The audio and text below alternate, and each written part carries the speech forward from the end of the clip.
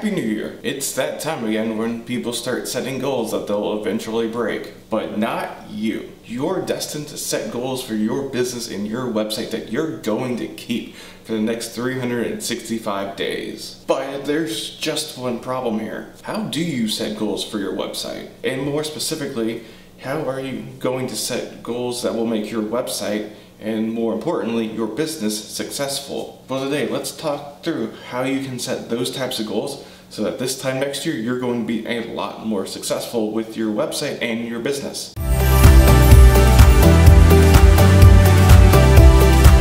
So the first thing that you're going to want to do is set some baseline stats. In order to figure out where you need to go, you first need to figure out where you are. So you'll need to look at some stats to figure out, how many page views you're getting, where are people coming from, and what are they doing on your website once they get there. The best way to do this is with Google Analytics. If you've already got that set up on your website, great. Now it's all about just looking through those stats and figure out where you stand. If you don't have that set up, I've got some links in the description below on how you can do that quickly and easily. And even better, if you have a WordPress website, I highly recommend the new Google Sitekit plugin that makes all of this just as simple as a couple of clicks. Either way, just make sure you're able to get those baseline stats and figure out where you currently are so you can figure out what you need to improve on over the next year.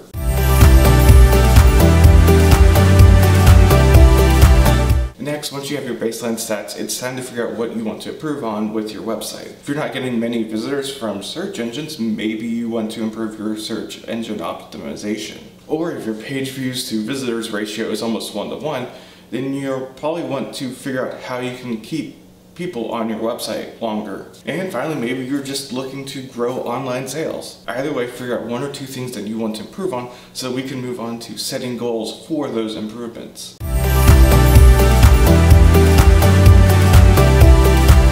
Once you know what you want to improve on, it's time to set goals for those improvements. The best way to set goals is through the SMART goals method. That is, your goals need to be specific, measurable, achievable, relevant, and time-bound. For the most part, all of your website goals are going to be relevant so long as you know what the baseline stats are. So let's create a goal for our website this year. So let's say we want to improve our search engine optimization.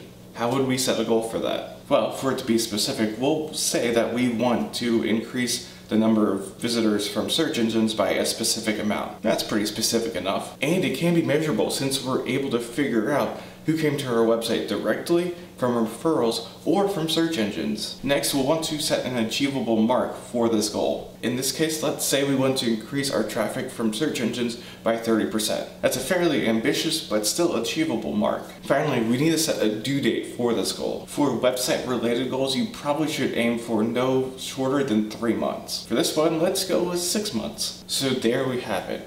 Our goal now is to increase traffic from search engines by 30% in the next 6 months. Now let's go out and do it.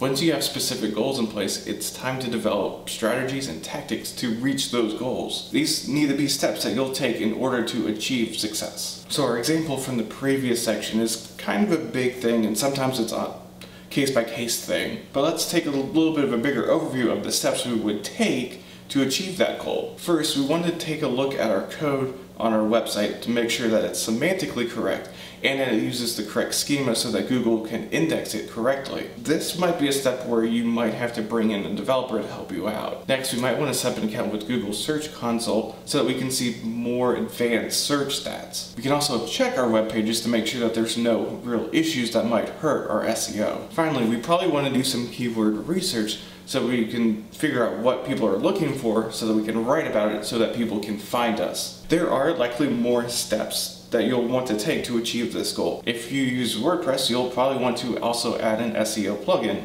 but you get the idea. Make sure you roadmap your course to success so that you're not wandering around aimlessly.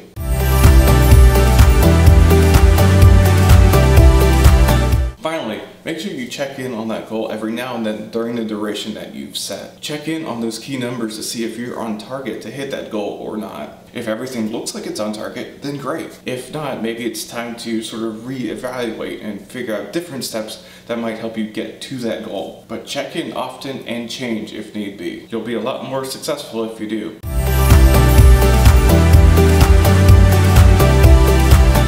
So that's really all there is to setting goals for your website. And really, your life too.